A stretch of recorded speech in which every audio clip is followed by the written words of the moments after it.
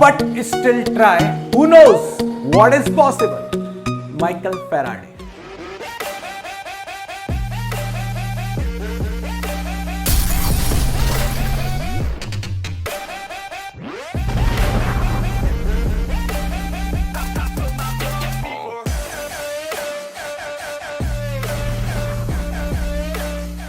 तो guys welcome in the world of Faraday. इन्होंने कहा कि दुनिया में सबको सिमेट्री पसंद है, नेचर को सिमेट्री पसंद है। जब आप कह सकते हो कि करंट फ्लो होता है और मैग्नेटिक फील्ड उसकी वजह से प्रोड्यूस हो रही है, तो क्या wearing magnetic field EMF induce नहीं कर सकती, करंट फ्लो नहीं करा सकती? ऐसा उन्होंने सोचा, और ऐसा सोचने के बाद उन्होंने जब अपना एक्सपेरिमेंट किया और उस नेचर की सिमेट्री को प्रूव कर दिया कि नहीं भाई ऐसा हो सकता है। अब कैसे हो सकता है वो देखने वाली बात है। तो उन्होंने अपना पहला लॉ लेकर आए।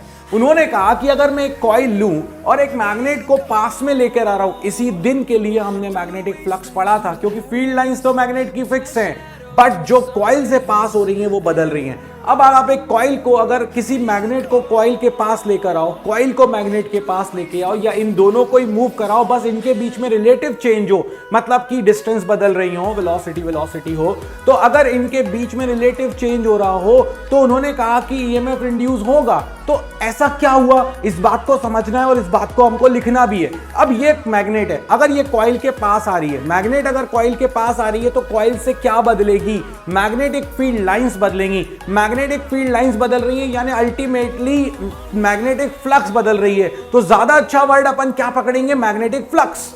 So whenever there is change in magnetic flux associated with a coil, there will be an induced EMF. यानी कि जब भी किसी कॉइल से एसोसिएटेड मैग्नेटिक फ्लक्स बदलेगी तो उसके अंदर एक ईएमएफ इंड्यूस हो जाएगा, मगर ये तब तक ही इंड्यूस होगा जब तक चेंज होगा। मतलब कि तुम ऐसा नहीं कर सकते यार, है ना, कि ये अपन निकले यहां से यहां तक आए, जब तक आ रहे थे तब तक तो इंड्यूस हुआ, यहाँ गैल्वेनोमीटर में डिफ्लेक्शन भी आया और तुमने रोक दिया, तुमने कहा अब तो इंड्यूस हो चुका है, आराम से बैठ जाओ। तो ये वाली तो वही बात हो गई यार, 4 चैप्टर मुझे आते हैं तो 4 चैप्टर को भूल जाओ, बाद में देखेंगे। ऐसा मत करना, बाद में देखने से चीजें दिमाग से उतर जाती हैं, इसीलिए उनको देखते रहना। देखते रहोगे तो वो कहेंगे हाँ मुझे आता है यार, तुझे आता है, तू टेंशन मत ले, मैं आता हूँ। बट अगर थोड़े टाइम बाद देखोगे तो दिक्कत है। इसीलिए इस बात को आप समझो। तो जब भी कोई कॉइल और मैग्नेट के बीच में रिलेटिव मूवमेंट होगा, यानी कि कॉइल की मैग्नेटिक फ्लक्स बदलेगी, तो उसके अंदर एक ईएमएफ इंड्यूस हो जाएगा, और ये ईएमएफ तब तक रहेगा जब तक कि चेंज हो रहा है फ्लक्स और उनके बीच का जो वेरिएशन है, जो रिलेटिव है, वो चेंज हो रहा है। अगर फ्लक्स बदला तो ईएमएफ इंड्यूस होगा, जब तक चेंज होता रहेगा तब तक इंड्यूस होता रहेगा, नहीं तो इंड्यूस नहीं होगा। ये फेराडे का फर्स्ट लॉ था। तो थोड़ा अच्छे शब्दों में बोल देते हैं इसको। Whenever there is change in magnetic flux associated with a coil, there will be an induced EMF in the circuit. The induced EMF lasts as long as the change in magnetic flux takes place. ये last वाली line बहुत सारी जगहों पर standard में भी लिखा नहीं होता है, बट ये लिखना अत्यंत आवश्यक है, ये इनके लॉ का ही पार्ट है। तो फेराडे का फर्स्ट लॉ क्लियर है, फ्लक्स बदलो। और यहां पर एक बात याद रखना, फ्लक्स मेरी हो या किसी और की हो, बदलनी चाहिए। मतलब कि आपके कारण मेरी फ्लक्स बदले या मेरे कारण मेरी फ्लक्स बदले, दोनों के कारण मेरे अंदर ईएमएफ इंड्यूस होगा। फ्लक्स किसी का भेदभाव नहीं करती। जो मैंने तुमको ये छोटी सी बात बोली है ना, ये काम आएगी सेल्फ इंडक्टेंस में और म्यूचुअल इंडक्शन में। तो इसीलिए बहुत ध्यान से इस बात को समझना है तुमको कि फ्लक्स बदलनी चाहिए, मेरे कारण बदले या किसी और के कारण। अगर फ्लक्स बदली तो ईएमएफ इंड्यूस होगा। बार बार जोर देकर एक ही बात बोल रहा हूं। अब आते हैं अपन डायरेक्शन भी तो निकालें कि भाई ये जो मैग्नेटिक जो फ्लक्स आ रही है अपने अंदर, जो ईएमएफ इंड्यूस हो रहा है, उसकी डायरेक्शन क्या होगी। तो इसके लिए हमारे पास एक साइंटिस्ट आए जिनका नाम है लेंज। यार लेंज का जो लॉ है ना, बड़ा ही प्रैक्टिकल है। मतलब अगर मैं फिजिक्स पढ़ने बैठता हूं तो मन करता है केमिस्ट्री पढ़ लो, केमिस्ट्री पढ़ने बैठता हूं तो मन करता है मैथ्स पढ़ लो, और जब ये तीनों थोड़े तैयार हो जाते हैं तो ऐसा लगता है कि इंग्लिश और पीई पढ़ लेते तो अच्छा होता। तो ना ये पढ़ पा रहे हैं, ना वो पढ़ पा रहे हैं, ना वो पढ़ पा रहे हैं, और कुछ नहीं पढ़ पा रहे हैं। हो गया जीरो, अपोज ही अपोज हो रहा है चीजों का। वैसे ही लेंज ने कहा, लेंज ने ये कहा कि अगर अच्छा, इसके पहले जानने के पहले ये समझ लो अच्छे से कि अगर क्लॉकवाइज करंट होता है तो हमारे पास वो साउथ पोलैरिटी की तरह बिहेव करता है, साउथ पोल की तरह बिहेव करता है, और अगर करंट एंटी क्लॉकवाइज होता है तो वो नॉर्थ की तरह बिहेव करता है। ये हमें अच्छे से पता है, ये पता है ना हमको। और नहीं पता तो कोई बात नहीं, तुम तो एक काम करना यार, देखो एस बनाना, यहां एरो बना देना, और उसके बाद इसको ज्वाइन कर देना एरो के अकॉर्डिंग। कैसे घूमे तुम? क्लॉकवाइज। क्लॉकवाइज मतलब साउथ, और इसका उल्टा हो जाएगा तुम्हारे पास नॉर्थ यानी एंटी क्लॉकवाइज। तो अब आराम से समझो इस बात को। लेंज ने यह कहा कि अगर तुम किसी मैग्नेट को किसी कॉइल के पास ला रहे हो तो इंड्यूस ईएमएफ की डायरेक्शन कुछ ऐसी होगी कि वो उस कॉज का अपोज करेगी जिसके कारण वो प्रोड्यूस हुआ है। क्यों करेगी अपोज? भैया एनर्जी इस दुनिया की कंजर्व है, इस चीज को ऐसे समझो। अगर तुम इसको पास ला रहे हो, सपोज करो अगर तुम इस कॉइल को पास ला रहे हो, जैसे कि सपोज मैंने यहां पर लेकर आया नॉर्थ को पास। अब अगर नॉर्थ को पास लाया और सपोज करो यहां पे साउथ बन गया, सपोज करो यहां पे साउथ बन गया। अगर सपोज साउथ बन गया तो साउथ तो नॉर्थ को क्या करेगा यार? अट्रैक्ट करेगा ना। मतलब फिर तुमको लाने की जरूरत नहीं है, वो अपने आप नॉर्थ को अपनी तरफ ले आएगा साउथ अट्रैक्ट करके, अगर बन गया तो, और अपने आप ले आएगा तो उसके अंदर ईएमएफ भी इंड्यूस हो रहा है। मतलब सिस्टम कह रहा है कि आओ आओ आओ आओ, पास में आ रहा है और उसी के कारण इंड्यूस हो रहा है। मतलब तुम जिम गए, एक्सरसाइज करी और तुम्हारी एनर्जी ऐसी हो गई। ऐसा होता है क्या यार? एक्सरसाइज करोगे, वर्क करोगे तो तुम्हारी एनर्जी कम होनी चाहिए ना, क्योंकि दुनिया की एनर्जी कंजर्व है। तुमने कहीं और वर्क किया तो एनर्जी किसी और फॉर्म में चली गई। उसी तरह से यहां पर जब तुम मैग्नेट को पास ला रहे थे और अगर वो अपने आप पास आई और अपने आप ही इंड्यूस हुआ, वाह सेल्फ मशीन बना दी भाई साहब आपने। ऐसा मतलब अपने आप ही तुम ईएमएफ इंड्यूस करते रहो, हमें कुछ करने की जरूरत नहीं, हमें बस एक बार धक्का देने की जरूरत है, उसके बाद अपने आप ही मैग्नेट अपना काम दिखाती रहेगी। ऐसा नहीं होता, आपको लेकर जाना पड़ेगा। अब अगर यहां पर मैं मान लूं कि नॉर्थ इंड्यूस हो रहा है, अगर नॉर्थ इंड्यूस हुआ तो क्या होगा? नॉर्थ नॉर्थ को रिपेल करेगा क्योंकि नॉर्थ पास आ रहा है। अब नॉर्थ नॉर्थ को रिपेल करेगा तो आपको उसको पुश करना पड़ेगा उसके पास ले जाने के लिए। जब आपको पुश करना पड़ेगा उसको पास ले जाने के लिए, आप वर्क कर रहे हो और यही वर्क उस कॉइल के अंदर इलेक्ट्रिकल एनर्जी के फॉर्म में स्टोर हो जाएगा, यानी एनर्जी कंजर्व है। आपका वर्क स्टोर हो रहा है कॉइल के अंदर इलेक्ट्रिकल फॉर्म में। यही तो चाहते थे आप। एनर्जी का कंजर्वेशन का प्रिंसिपल वैलिड है, होना भी चाहिए था। तो आपको वर्क करना पड़ेगा मैग्नेट को पास में लाने के लिए, और ऐसा तभी पॉसिबल है जब कॉइल उसके मोशन का अपोज करे। अगर नॉर्थ पास आ रहा है तो वो बोले नॉर्थ तुम पास मत आओ, यानी कि अपोज करे। नॉर्थ को अपोज तभी करेगा जब वहां पर नॉर्थ बन जाएगा। अगर साउथ पास आ रहा है तो कॉइल में कैसा करंट होना चाहिए? इस साइड से, इस साइड से करंट होना चाहिए क्लॉकवाइज, क्योंकि साउथ तभी बनेगा। और वो बोलेगा ओ साउथ पास मत आ, तेरे को रिपेल कर रहा हूं मैं। फिर तुम पास लेके आओगे तो तुम्हें वर्क करना पड़ेगा और वो स्टोर होगा। तो लेंज ने बहुत सिंपल शब्दों में यही बात करी, the direction of induced EMF is such that it always opposes the cause because of which it is generated. Length ने ये कहा डायरेक्शन ऑफ इंड्यूस्ड ईएमएफ ऐसी होगी कि वो अपने कॉज का अपोज करेगी। कॉज क्या है? नॉर्थ का पास आना, साउथ का पास आना, नॉर्थ का दूर जाना, साउथ का दूर जाना, मैग्नेटिक फील्ड का बढ़ना, मैग्नेटिक फील्ड का कम होना, डॉट्स का बढ़ना, डॉट्स का कम होना, क्रॉस का बढ़ना। तो ये सारी चीजें जो है ऐसी डायरेक्शन इंड्यूस होगी कि भाई वो इस कॉज का क्या करेगी? अपोज करेगी। और इसीलिए लेंज लॉ जो है वो law according to law of conservation of energy है। आपको वर्क करना पड़ेगा तब जाकर वो इलेक्ट्रिकल फॉर्म में स्टोर होगा। यहां पर अपन कुछ एग्जांपल्स देख लेते हैं। स्टेटमेंट तो क्लियर हो गया। अब देखो, जैसे यहां पर मैं नॉर्थ को पास में लेके आ रहा हूं, ठीक है। जब मैं नॉर्थ को पास में लेके आया तो कॉइल ने बोला कि मैं इस साइड, देखो एक चीज ध्यान रखना, अगर मेरा हाथ अगर तुम ऐसे देखो तो घूम रहा है। According to you my hand is going anti clockwise, but according to me it is going clockwise. देखो, तो अगर कोई चीज एक साइड से क्लॉकवाइज है तो दूसरी साइड से एंटी क्लॉकवाइज होगी ही होगी। इसीलिए यहां पर जब भी वो बोले कि डायरेक्शन निकाल कर लानी है तो डायरेक्शन कैसे निकालोगे? तो अपने आप को या तो वो बताए कहां से देख रहे हो, अगर उसने नहीं बताया तो अपने आप को खड़ा कर लेना हमेशा मैग्नेट के ऊपर, सुपरमैन की तरह। बस पैंट के ऊपर अंडरवियर मत पहनना, है ना, बहुत गंदा लगता है। ठीक है, बैटमैन इज ओके। ओके, सो अगर नॉर्थ अपने पास में आ रहा है और तुम इसी साइड से देख रहे हो तो ये बोलेगा नॉर्थ पास मत आओ। कॉज को समझो, कॉज कह रहा है नॉर्थ पास मत आना। नॉर्थ पास तभी नहीं आएगा जब तुम उसको रिपेल करोगे। रिपेल कब करोगे?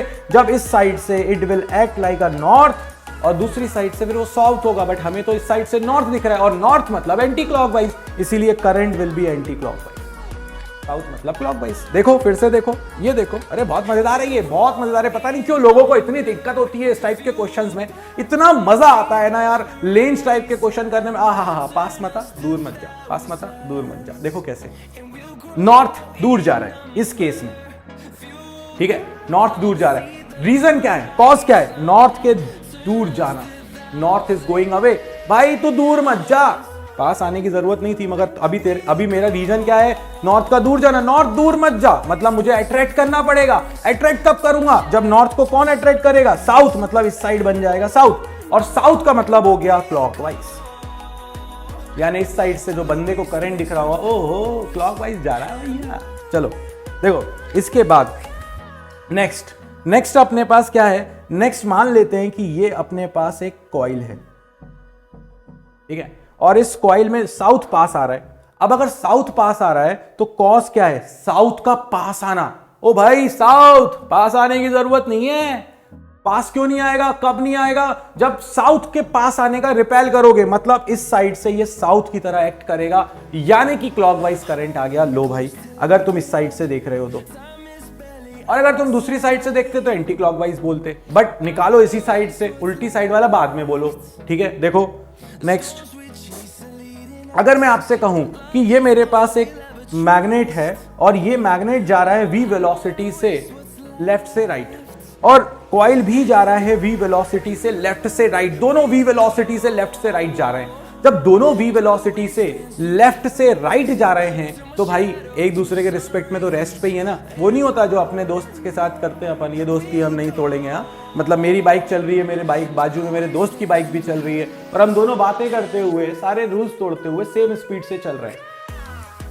होता है कि नहीं होता, अरे होता है यार। तो इसका मतलब है हम एक दूसरे के रिस्पेक्ट में रेस्ट पर हैं, क्योंकि कोई रिलेटिव मोशन ही नहीं हो रहा, हमारे बीच की डिस्टेंस ही नहीं बदल रही, हम तो ऐसे चल रहे हैं। उसी तरह से अगर दोनों सेम डायरेक्शन में जाएंगे, और अगर सेम डायरेक्शन में जाएंगे तो उनके बीच में कोई रिलेटिव मोशन नहीं होगा, दोनों ऐसे जा रहे हैं, इसीलिए इंड्यूस ईएमएफ जीरो होगा, भले ही दोनों मूव कर रहे हैं, क्योंकि यहाँ पर change in magnetic flux zero है, शिफर है। तो इसीलिए ध्यान से दोस्तों, जब भी इस टाइप के क्वेश्चंस करो, जब भी उनके आंसर दो, ये हमेशा चेक कर लो कि मैग्नेटिक फ्लक्स क्यों बदल रही है। अभी हमारे पास और भी वैरायटी है, चलिए पढ़ते हैं। यार ये वाली वैरायटी के क्वेश्चन ना तुमको एनसीईआरटी में भी भर भर के मिलेंगे, और सीबीएसई ने भी बहुत पूछे हैं। और ये पूछे क्या है, ये कहना क्या चाह रहा है, ये कहना चाह रहा है कि क्रॉस की फील्ड दे दी आपको, और यहां से कॉइल आ रही है, कभी कॉइल वहां से जा रही है, और बोलेगी बताओ करंट एंटी क्लॉकवाइज है कि क्लॉकवाइज है, और लोग सर पकड़ लेते हैं। यार इससे आसान क्वेश्चन और इससे आसान तरीका नहीं बन सकता जो मैं अब तुम्हें बताने जा रहा हूं, और वो देखो इसके लिए तुम्हें चाहिए पड़ेगी बूटी। चलो पकड़ लेते हैं बूटी जोन। बाबा की बूटी सेक्शन में आपका स्वागत है। बूटी क्या है, मतलब दिख ही नहीं रही, कहां लिखी है बाबा जी, हमें ढूंढना पड़ रही है स्क्रीन पे। अरे बूटी सामने है दोस्तों, देखो तो यार, ये देखो मेरे लिए साउथ मतलब क्लॉकवाइज और साउथ मतलब क्रॉस। साउथ मतलब क्रॉस कैसे, ये भी समझने वाली बात है। अगर मैं आपसे कहूंगा एक मैग्नेट है, ये साउथ है ये नॉर्थ है, तो साउथ पे फील्ड लाइंस अंदर की तरफ आती हैं और नॉर्थ पे फील्ड लाइंस बाहर निकलती हैं। तो मैंने तुम्हें बताया था कि जब भी कहीं पर एंट्री होती है तो अपन को एरो का एंड दिखता है क्रॉस, तो इसीलिए साउथ मतलब क्रॉस, साउथ मतलब clockwise, C for cross, C for clockwise, ठीक है। और नॉर्थ का मतलब हो गया एंटी क्लॉकवाइज या डॉट, याद कर लो, अब भी दिमाग में बैठ जाएगा, सीधे घुस जाएगा। नॉर्थ मतलब डॉट यानी एंटी क्लॉकवाइज, साउथ मतलब क्रॉस यानी क्लॉकवाइज। कहानी खत्म हो गई, देखो कैसे हो गई। अब देखना, आराम से समझना, क्रॉस बढ़ेगा तो वो बोलेगा क्रॉस बढ़ने की जरूरत नहीं है, मैं तुम्हारा अपोज करूंगा डॉट से। डॉट बढ़ रहा है तो वो बोलेगा डॉट बढ़ने की जरूरत नहीं है। अभी तुम्हें मेरी बात 2 मिनट के लिए समझ में नहीं आई, बट अब समझ में आएगी। यहां पर आपके पास 2 कॉइलें हैं, एक है कॉइल 1, कॉइल 1 फील्ड के अंदर आ रही है, शेप साइज से कोई लेना देना नहीं। कॉइल 1 फील्ड के अंदर आ रही है, जब वो फील्ड के अंदर आएगी तो क्या बढ़ेगा, कॉइल 1 का क्रॉस बढ़ रहा है, कॉइल 1 का क्रॉस इंक्रीज हो रहा है। क्रॉस इंक्रीज हो रहा है तो वो लेंज ने क्या कहा था, मैं कॉस का अपोज करूंगा, क्रॉस इंक्रीज नहीं होने चाहिए थे, क्रॉस इंक्रीज नहीं होने चाहिए तो अपोज क्या करोगे, आपको चाहिए डॉट। डॉट का मतलब होता है नॉर्थ, नॉर्थ का मतलब होता है anti clockwise, the current will be anti clockwise. Answer आ गया दोस्तों। हाँ बहुत तेज निकल गया, ये थोड़ा सा स्पीड कम करो, राफेल आ गए हैं, मगर अभी हम लोग मिग 21 से काम चला लेंगे, आप थोड़ा सा कम करो ना यार। चलो कम करते हैं अपन, फिर से समझते हैं, कॉइल 2 से समझेंगे। मगर कॉइल टू फील्ड से बाहर जा रही है। जब फील्ड से बाहर जा रही है, पूरे में क्रॉस क्रॉस क्रॉस थे, फील्ड से जब बाहर जा रही है तो नंबर ऑफ क्रॉस कम होंगे, क्रॉस कम हो रहे हैं। रीजन क्या है क्रॉस का कम होना? क्रॉस का कम होना रीजन है तो तुम्हें क्रॉस बढ़ाने पड़ेंगे। लेंज ने कहा था मैं रीजन का अपोज करूंगा, क्रॉस बढ़ रहे हैं तो क्रॉस के बढ़ने का अपोज करूंगा तो डॉट लाऊंगा, बट यहां पर मेरा क्रॉस कम हो रहा है क्योंकि कॉइल 2 जो है वो फील्ड से बाहर जा रही है। ये वाली कॉइल फील्ड से बाहर जा रही है तो क्रॉस कम हो रहे हैं। क्रॉस कम नहीं होने चाहिए थे, मतलब अब तुम्हें क्रॉस चाहिए। रीजन क्या है क्रॉस का कम होना, तो अब क्रॉस कम नहीं होने चाहिए, तुम्हें सपोर्ट करना पड़ेगा, क्रॉस का सपोर्ट करना पड़ेगा तो क्रॉस ही चाहिए। क्रॉस चाहिए मतलब साउथ, साउथ मतलब एंटी क्लॉकवाइज हो गया, साउथ साउथ मतलब क्लॉकवाइज हो गया, कहानी खत्म। यानी कि दूसरे वाले केस में cross are decreasing, cross decrease नहीं होने चाहिए थे तो तुम्हें चाहिए क्रॉस, और अगर क्रॉस चाहिए तो direction of current should be clockwise. तो ये आ गया तुम्हारे पास पूरी तरह से इस टाइप के क्वेश्चंस की कहानी। और अगर वो बाई चांस ऐसा करते और वो ये बोलते कि एक कॉइल 3 है जो अंदर ही मूव कर रही है, इसके अंदर कितना इंड्यूस होगा, तो इस कॉइल 3 के अंदर इंड्यूस होगा 0। क्यों? क्योंकि वो अंदर मूव कर रही है, क्रॉस बदल ही नहीं रहे। बहुत सिंपल है। चलो नेक्स्ट एक देखो। हाँ, ये वाले क्वेश्चन भी बाबा जी बहुत परेशान करते हैं और बहुत आए हैं सीबीएसई में, इनको कैसे करें? तो यार बहुत आसान है। फिर से देखो, सबसे पहले तो एक काम करा करो इस टाइप के क्वेश्चंस में कि करंट की वजह से मैग्नेटिक फील्ड बना लो, ठीक है। सो अगर अपन देखें तो करंट जा रहा है अपना लेफ्ट से राइट की तरफ। अगर लेफ्ट से राइट जा रहा है, thumb in the direction of current right hand, ऊपर देखो तो डॉट दिखेगा, मतलब ऊपर डॉट है और नीचे क्रॉस है। तो ये मैंने बना लिया, ऊपर डॉट और नीचे क्रॉस। अब क्या बोला उन्होंने? The current is increasing, find the direction of induce current. ओहो, करंट बढ़ रहा है तो आप ये बताइए कि इंड्यूस करंट की डायरेक्शन क्या होगी? तो करंट बढ़ रहा है, आई इंक्रीज हो रहा है। अगर आई इंक्रीज हो रहा है तो मैग्नेटिक फील्ड बढ़ेगी, मतलब ऊपर डॉट इंक्रीज हो रहे हैं और नीचे क्रॉस इंक्रीज हो रहा है।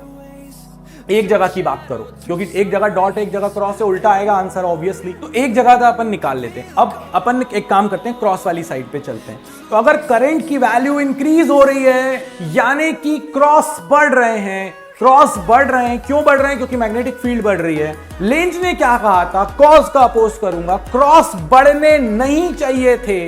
अगर नीचे वाले क्रॉस बढ़ने नहीं चाहिए तो तुमको यहां पर क्या चाहिए? तुमको यहां पर चाहिए डॉट, क्रॉस नहीं बढ़ने चाहिए थे। डॉट मतलब नॉर्थ, नॉर्थ मतलब एंटी क्लॉकवाइज। नीचे वाले में करंट आ गया एंटी क्लॉकवाइज और ऊपर वाले में करंट आ गया क्लॉकवाइज। That's it. फिर से याद रखो, अगर करंट डिक्रीज हो रहा होता तो फिर ये नीचे वाला जो है वो क्रॉस डिक्रीज होते, क्रॉस डिक्रीज होते तो वो बोलता क्रॉस डिक्रीज मत हो, तो मुझे क्रॉस चाहिए। बट यहां पर अभी क्या हो रहा है? करंट इंक्रीज हो रहा है, करंट। तो इसके लिए बूटी क्या है इस टाइप के क्वेश्चन के लिए? डायरेक्शन बनाओ, डॉट है कि क्रॉस है। डॉट और क्रॉस बना लिए, फिर देखो करंट इंक्रीज हो रहा है कि डिक्रीज हो रहा है। अगर इंक्रीज हो रहा है तो बढ़ रहे होंगे, डिक्रीज हो रहा है तो कम हो रहे होंगे, बस उससे तुम्हारा आंसर निकल के आ जाएगा। अगर क्रॉस बढ़ रहे हैं तो क्रॉस नहीं बढ़ने चाहिए, डॉट चाहिए। क्रॉस कम हो रहे हैं, क्रॉस कम नहीं होने चाहिए थे, क्रॉस ही चाहिए थे। कंफ्यूजन कुछ भी नहीं है, बस कॉज का अपोज करना है अकॉर्डिंग टू लेंज।